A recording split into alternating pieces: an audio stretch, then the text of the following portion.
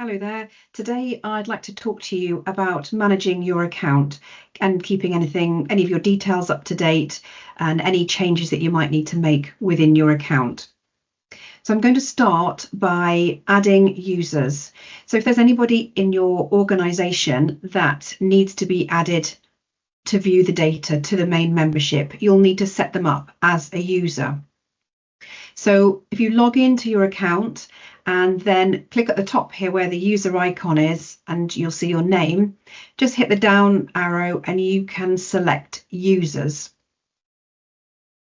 Now, to add a user, you need to make sure you've got some user credits. And if this said, if you didn't have any user credits, then you would just need to contact us, fill in the form, ask for the user credits, and just click submit. And this will send us a message that we will add those credits to your account. In this instance, we do have 3 here, so we're fine to go ahead and add a new user. So click on the button, and it's quite straightforward. You just need to fill in the blanks here. When you add the email address, it will self-populate in the username. So don't worry about the fact that you can't add anything at the time. It will self-populate once the email has been added. The area here to be aware of are the permissions. So these are given to people for their access rights. They allow users to perform certain tasks within the membership. So as you can see, we have 6 options here. We've got archive terms. So this allows users to move terms from the list of terms that are downloaded on the main account under the My Terms folder. They can move any terms they need to out of that into the archive folder. And this may be if, say, a term has been made obsolete and they just want to move it from the current terms into a separate folder. So to do that, they need this permission.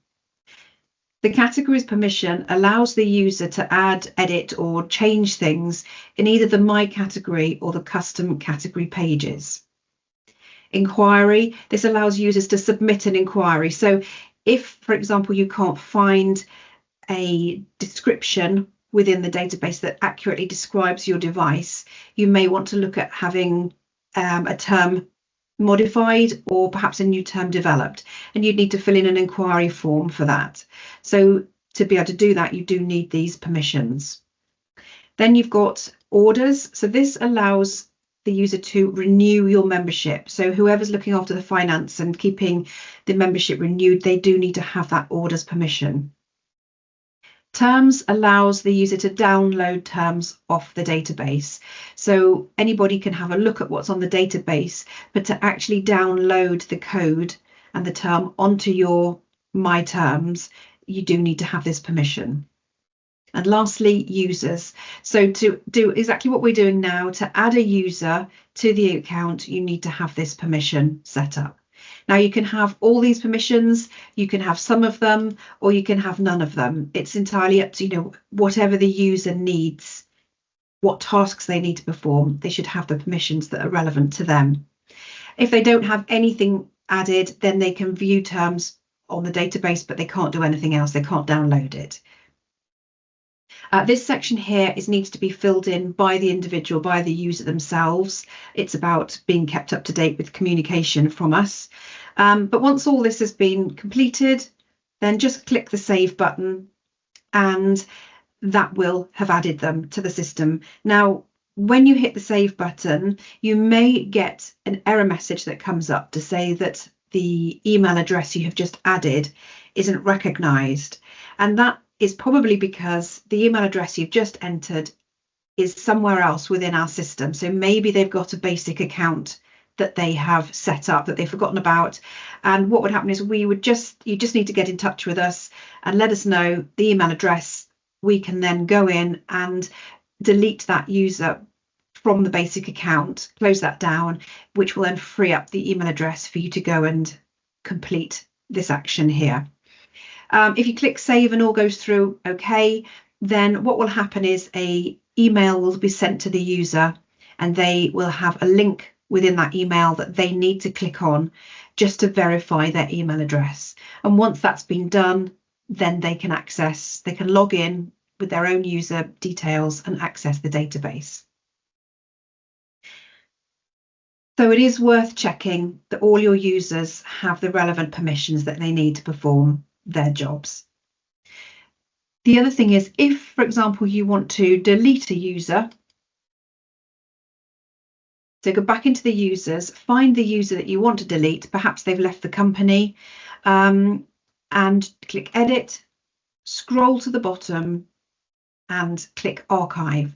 We archive rather than delete because if, for example, the user has gone to a different department for a time and they don't need to access to the account at that moment, but perhaps they'll come back and need access again at a later stage, you can take them out of archive then and you can reactivate their user details, whereas delete will just take it completely off the system. So we never do that. We just always keep it in archive. If you have added a user, like we were talking about previously, and they were away on holiday or they weren't at their desk and they couldn't receive the email within a 24-hour period where they need to actually verify their email address, they may need to have another email sent out to them. So you would find, just as I did, the user under the user section, scroll to the bottom and click this confirm email. This sends another email out to them with a new link in it.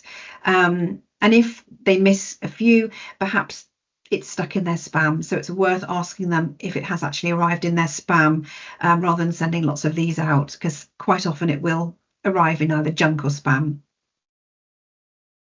The next thing to have a look at is keeping your organisation information up to date. So we want to go back up to the top here and select the organisation drop down. So this is just making sure, in case you're moving premises or anything like that, that all this information is kept up to date. And of course, whatever you want to appear on your invoice will need to be added here. So this is an option if you do, again, if there's a different department within the company that's paying for your membership and you need their address on, then you can add that there. We also have the option here to add your VAT number if that's applicable to you.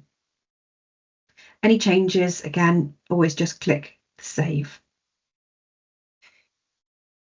The next thing to have a look at is the alerts option. Alerts give you a snapshot, again, of your account. And you can see here, it gives you the information about how many days before your membership can be renewed, how many remaining code credits are available, and the user credits as well that we spoke about earlier. And then obviously if you've got any orders that are unpaid, that will show up here. And all the information within your My Terms, as you can see, is listed below. So that's just a quick snapshot of what's going on within your account. With code credits are used up when you download the terms from the database onto your account. And when you register for membership, you'll have a certain amount of code credits included within that price. And if you end up using them all up, then just click on the link here, get in touch with us, and we will help you to the next stage of the next step of obtaining further credits. The user credits, as we spoke about before, that is how many more people you would like added to the account. The next thing would be renewing your membership. So you can see here that the account expires within 47 days. Now, the membership needs to be renewed each year to keep the account active, and this can be done up to 3 months in advance. So there are different ways to access the renewal of your membership. You can access it here with the Buy Membership. You can access it if you go back to onto the home screen. You will see the Renew button is available here. And also, if you click at the top and select Orders, all these places will come to exactly the same place, and we will end up here wanting to click Buy Membership. So when you want to renew the membership, click the Buy Membership button and just make sure that this has got manufacturer, and the next thing you need to check is the annual sales, and just make sure that you have got the correct bracket that you're in. Okay. And if your sales move up, then you can choose the next bracket up. Okay. So for now, choose here. The system is set up that the currency's default is GBP, so the pound, Great British Pounds. So if you do need to change this, then you can select euros or you can select dollars. And what will happen is it will automatically change the exchange rate there for you. Choose the method. If you want to pay by credit card, it will take you through to the World Pay screen, where you can add your card details in and have instant renewal and access to the database. You can choose invoice. This will take you through, once we click the next, to download the invoice. So both of these options, whether you've clicked pay by card or pay by invoice, you'll have to come here to the terms and conditions first of all and just accept them. Click finish, and then it's downloaded the invoice for you, so you'll be able to actually obtain that and send it to accounts if needed.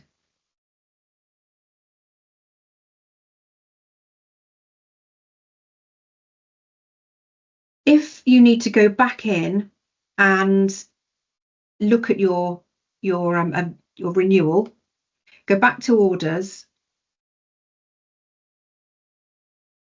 and you can see all the transactions here. Now you may have selected invoice and you would like to change it to a card, or maybe you've put in quote and then you need to go back in and select invoice.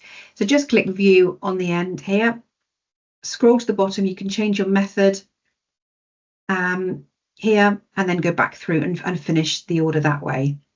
Once it's been paid, you'll be able to log back in and scroll to the bottom and click receipt if you've paid by credit card. But anytime you need to reaccess any of your orders, this is where you'll find them.